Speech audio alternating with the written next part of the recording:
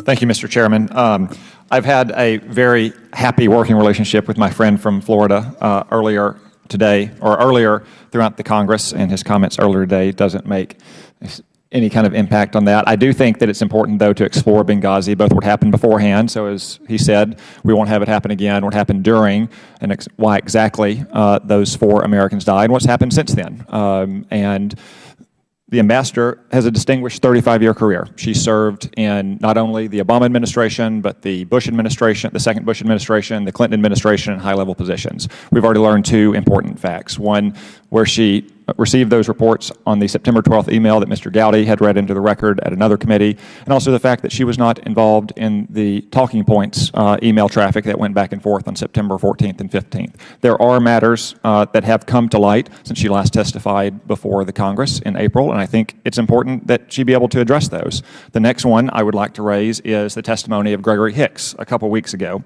He said that he was very surprised by Susan Rice's statements on the Sunday morning news shows on September 16th, and that he spoke to you about it, and that you made it clear to him that you didn't want to discuss it and you did not want to pursue it. Would you care to respond to that, Ms. Ambassador? Yes. As I mentioned earlier, I spent that week and the weekend focused on the many other months of my posts in the NEA region where there were demonstrations, where there was serious damage to our embassies, where some of our people were in danger. We had undertaken evacuations. I was working on all of that. I spoke to Greg Hicks many times every day and many times every evening. I spoke to him that Monday morning after the talk shows. He asked me about it. I said I didn't know. But there was no implication whatsoever that I was cutting off the conversation. None. Thank you. He also said in that testimony that you, quote, counseled, end quote, him.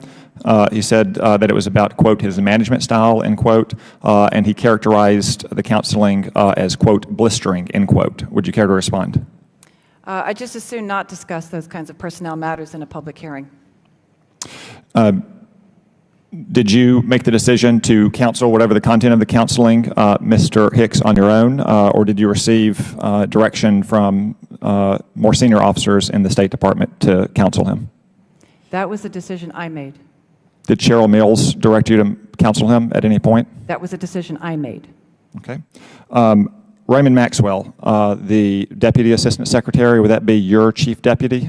He's not my chief deputy. He was one of my deputies. How many deputies do you have? 6. Okay. Is he still on administrative leave to this day? That's my understanding, yes. Okay. And were you the officer that informed him that he would be placed on administrative leave? I was not. However, that is also an administrative personnel matter that is not within my purview, and it's not appropriate for me to discuss it. It's been reported by Josh Rogan in the Daily Beast that this was a decision made by Cheryl Mills, and you were under the understanding when she made that decision that Mr. Maxwell would be reassigned, not placed on administrative leave. Is that correct? That's a personnel matter that I just assume not discuss on an open hearing. Thank you. I yield back the balance of my time.